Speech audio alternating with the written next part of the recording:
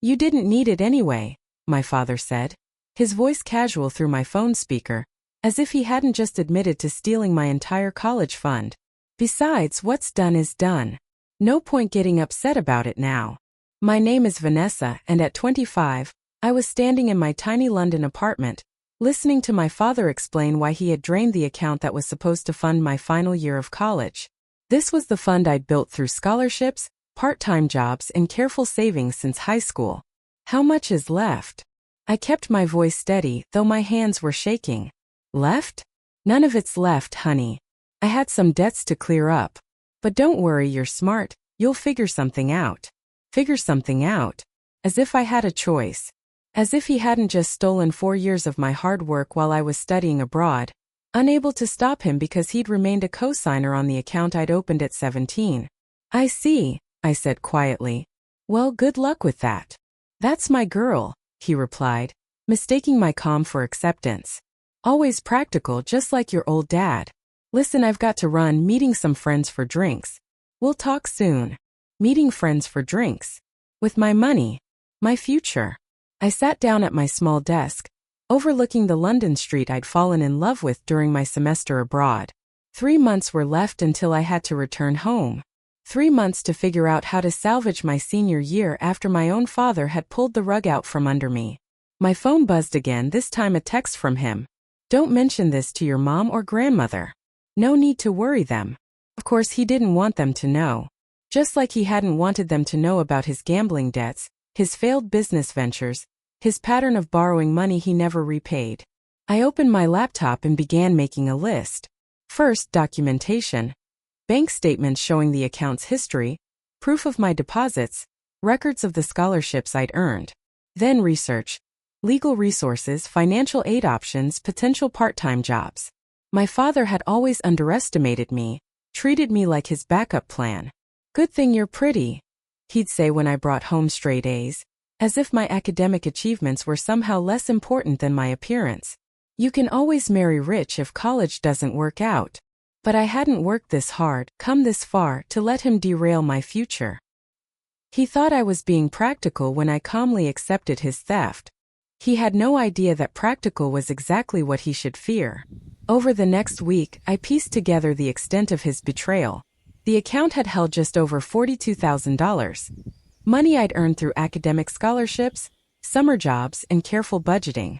My father had withdrawn it all in a series of transfers over the past month, each one just small enough to avoid raising immediate red flags. My roommate Emma found me surrounded by bank statements one evening. Your father did what? She exclaimed, reading over my shoulder. Can't you report him for theft? The account still had his name on it, I explained. Legally, he had every right to access it. I just never thought he'd actually do this.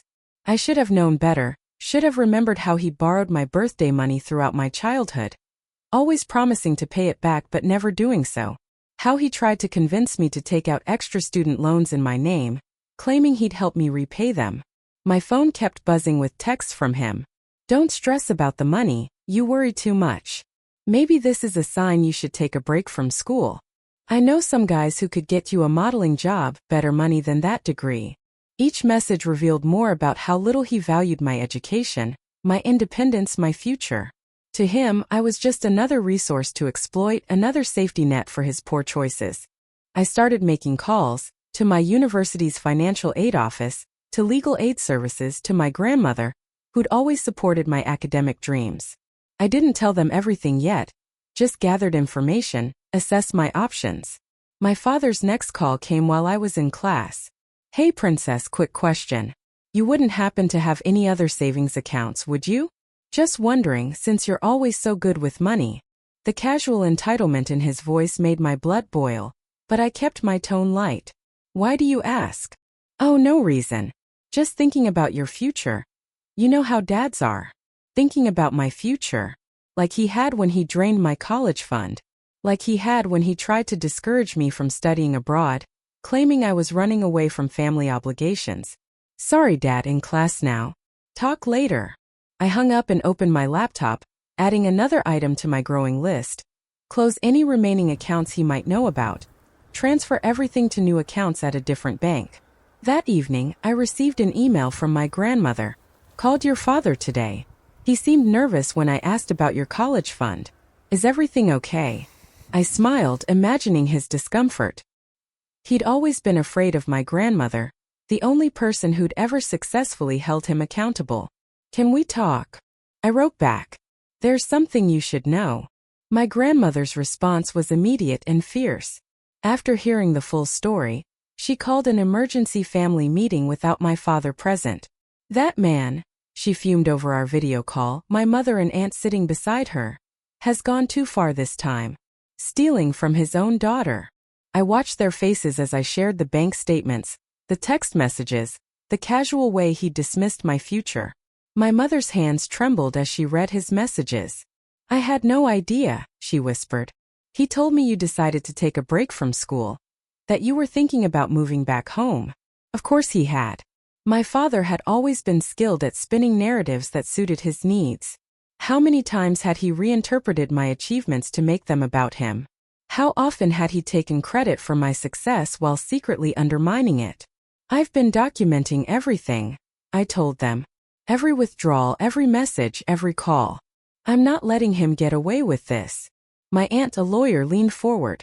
The account issue is tricky since he was a co-signer. But there might be other angles we can pursue. Has he made any promises in writing about repaying the money? I pulled up more screenshots. Emails where he'd acknowledged the money was for my education. Texts where he'd casually mentioned paying me back someday. Perfect, my aunt said. Not legally binding, but excellent leverage for what comes next. What comes next? My mother asked. Next, my grandmother declared. We make Gregory realize exactly what he's done, and whom he's done it to. The plan came together quickly. My grandmother would confront him first, letting him know the family was aware of his actions. My aunt would draft a formal demand letter, laying out his options for making restitution. And my mother would finally file for the divorce she'd been hesitating over for years. He's always underestimated you, my grandmother said. Treated you like an extension of himself instead of your own person. Time to show him who you really are. That night my father called again. Your grandmother seemed upset today, he said carefully. You didn't tell her anything, did you? About what, Dad? The college fund you stole? The future you tried to derail? Or just your general belief that your daughter's education means nothing compared to your bar tab? Silence on his end. Then, now princess. Don't call me princess. Don't call me at all. Everything goes through Aunt Sarah from now on. Sarah? Why would your aunt need to be involved? Because she's a lawyer, Dad. And you're about to need one, too. My father's reaction was predictable. First denial, then anger. Finally desperate attempts at manipulation. You're blowing this out of proportion, he texted. It was just money. Family is more important than money. I forwarded each message to my aunt without responding. Let him dig his hole deeper. His next move was to show up at my grandmother's house, where I was staying until my return flight to London. She didn't let him pass the front porch. How dare you? She demanded, loud enough for the neighbors to hear. Stealing your daughter's college fund. Have you no shame? Mother, please. He tried to lower his voice. This is a family matter. Exactly. And you've betrayed your family. Now leave before I call the police. He left, but the texts continued. Your grandmother's turned you against me. I'm your father. You owe me respect after everything I've done for you. I thought about everything he'd actually done for me. How he tried to discourage my academic achievements, how he'd borrowed my childhood savings, how he treated my success as something he could cash in on whenever he needed. My aunt's demand letter arrived at his house via certified mail. Inside was a detailed accounting of every penny he'd taken, along with options for repayment. You can't sue your own father, he called, outraged. Watch me, I replied, then hung up. The family fallout was spectacular. Relatives I hadn't heard from in years called to express their disgust. His sister, my Aunt Patricia, shared stories of how he'd borrowed money from her children's birthday cards, too. He's always been like this, she said. Taking what isn't his, expecting everyone to forgive him because he's family. My mother finally filed for divorce, citing financial infidelity among other reasons. During their first hearing, His pattern of stealing from me came to light. You emptied your daughter's college fund to pay gambling debts? The judge asked incredulously. I was going to pay it back, he protested weakly. With what money? According to these statements, you haven't held a steady job in 3 years. His carefully constructed image of the fun-loving, generous father was crumbling. Every attempt to defend himself just revealed more of his true nature. The university's financial aid office proved surprisingly helpful once they understood the situation. They helped me secure emergency funding and worked out a payment plan for my final year. My grandmother insisted on covering what she could, though I was hesitant to accept. Unlike your father, she said firmly, I understand the value of education and of keeping promises. My father's response to the demand letter was to claim poverty, insisting he had no way to repay what he'd stolen. Then my aunt discovered his new car purchase, the vacation photos he'd posted on social media, the country club membership he somehow still maintained. He's not broke, she explained. He's just good at hiding assets. But not good enough. His text messages grew increasingly desperate. You're ruining my life. My own daughter turning against me like this. I raised you better than this. Each message showed more of his true colors. The loving father act dropped away, revealing the manipulator beneath. The final straw came when he tried to turn my younger cousins against me, telling them I was trying to bankrupt him out of spite. Instead, they shared screenshots of his messages, adding to my growing file of evidence. Remember when Uncle Greg told us our college funds were safe with him? My cousin Jake wrote. Yes, we know what that meant. My aunt helped them secure their own accounts before he could strike again. His pattern of financial abuse was finally being exposed, one family member at a time. During my mother's divorce proceedings, more revelations surfaced. He'd been hiding money for years, taking out loans in her name, even trying to remortgage their house without her knowledge. He's been treating the whole family like his personal ATM, my mother realized. And we all just kept making excuses for him. My grandmother arranged another family meeting, again without him present. Relatives shared stories of loans never repaid, promises broken, trust betrayed. Each story strengthened our resolve to hold him accountable. He's always counted on family loyalty to shield him from consequences, my aunt observed. Time to show him that loyalty goes both ways. The consequences hit my father like dominoes falling. First, my mother's divorce attorney uncovered his hidden accounts, leading to a much larger settlement than he'd anticipated. Then my aunt's legal pressure forced him to agree to a repayment plan for my stolen funds, with interest. His careful facade of the generous, fun-loving dad crumbled completely when the family learned he'd been borrowing money from elderly relatives, promising returns on investments that never materialized. A regular Ponzi scheme, my aunt muttered, adding these discoveries to her growing file. His text messages shifted from angry to pleading. I'm still your father, we can work this out. Everyone makes mistakes, why can't you forgive me? What will people think of you treating your dad this way? I thought about all the times he'd use guilt to control me, how he twisted every situation to make himself the victim.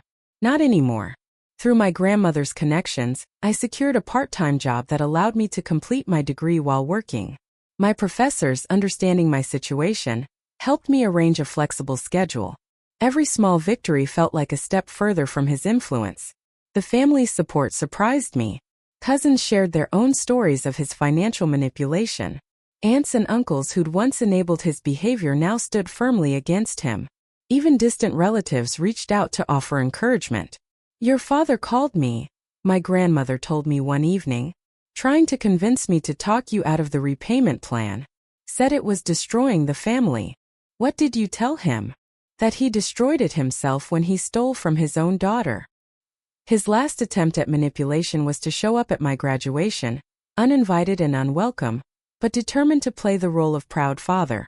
That's my girl, he announced loudly to anyone who would listen. Gets her business sense from me.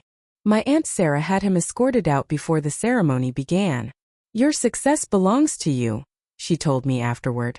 He doesn't get to claim credit for what he tried to prevent. A year after the confrontation over my stolen college fund, my father's carefully constructed world had completely unraveled. The divorce had exposed his financial schemes to everyone. Former friends who'd invested in his business ventures were demanding answers. Relatives he'd borrowed from were taking legal action. My graduation party, hosted by my grandmother, became a celebration not just of my academic achievement, but of my independence. Friends and family gathered to support me, many sharing their own stories of standing up to manipulative parents. "Your father called me yesterday," my mother said during the party. "Wanted to know if I'd talk to you about dropping the repayment plan. Said he's learned his lesson." "Has he?" I asked, thinking of his latest social media post still showing him living beyond his means, still pretending everything was fine. "No," she sighed. "He's learned he can't manipulate you anymore." "That's not the same thing." The repayment plan my aunt had arranged was strict. Monthly payments directly from his paycheck. No excuses accepted. He'd finally had to get a real job when his schemes dried up. His previous lifestyle impossible to maintain now that no one would lend him money. "It's not fair," he'd complained in his last email. "I'm your father. You're supposed to love me unconditionally." "Love isn't a blank check," I replied. My last direct communication with him. "And conditions are what happen when you break trust." My career was taking off. I'd secured a position with a top firm in London, my degree and determination opening doors I'd once thought closed. Each success felt sweeter for having been earned entirely on my own terms. My grandmother had become my strongest ally. Her fierce protection a stark contrast to my father's self-serving love. "He called again," she told me over Sunday dinner. "Wanted to know if you'd gotten that job in London. Said he'd love to visit once you're settled." "To visit?" I asked. "Or to ask for money?" "Both probably." I told him you're done funding his lifestyle. The family dynamics had shifted permanently.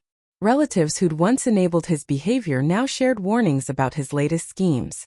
His sister, my Aunt Patricia, had started a family group chat specifically to track his attempts at manipulation. "He tried to convince my son to co-sign a car loan," she reported one day. "Told him it would help build his credit." Sound familiar? It did. He tried the same tactic with me at 18, attempting to saddle me with debt before I'd even started college.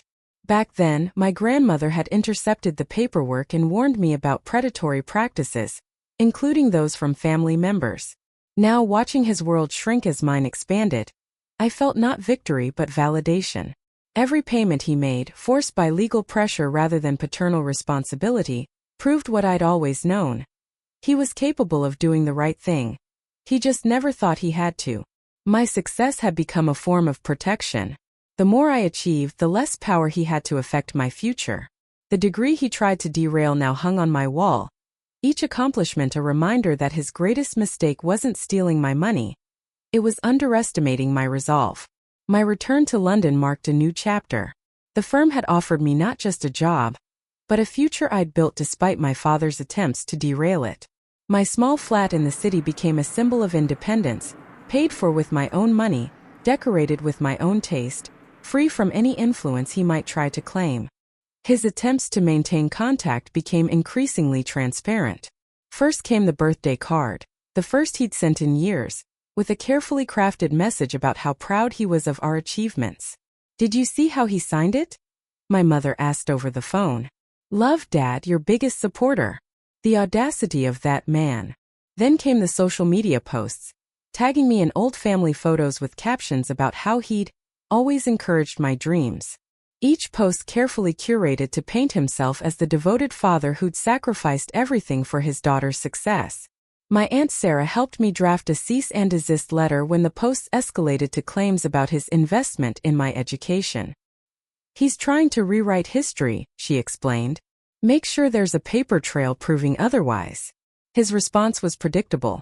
More attempts at manipulation, more claims of family loyalty, more hints about his financial struggles. But his words had lost their power to hurt me. Through family gossip, I heard about his latest schemes. He'd started telling people he had connections in London, suggesting he could help their children find opportunities abroad. Each attempt to profit from my success backfired when they contacted me to verify his claims. "Your father says you're hiring at your firm," one family friend wrote. He offered to put in a good word for my daughter, for a small consulting fee, of course. I wrote back, explaining that my father had no connection to my firm, no influence over hiring, and no right to charge fees for false promises. Each response felt like another brick in the wall between his lies and my truth. My grandmother visited me in London, her first trip abroad at 70. Seeing my life through her eyes, the career I'd built, the home I'd made, the future I'd secured brought everything full circle. "You know what makes me proudest?"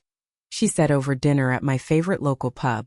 Not a few months later, an email landed in my inbox from a cousin on his side, someone I hadn't spoken to in a decade.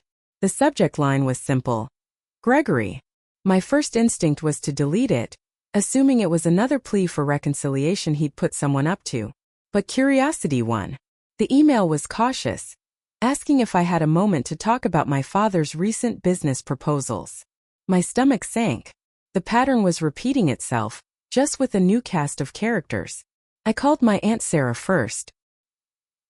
In that moment I realized the anger was gone. It hadn't been a dramatic cinematic release. It had just evaporated over time, replaced by a quiet, unshakable certainty in my own path. I didn't hate him.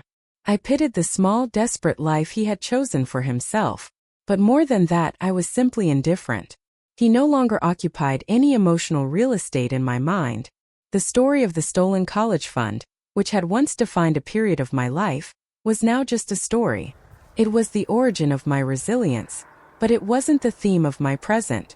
I had taken the worst thing he could do and used it as fuel to build a life he could never touch, and therefore could never tarnish. He texted me one more time on New Year's Eve. It was a generic forwarded message about new beginnings and family bonds.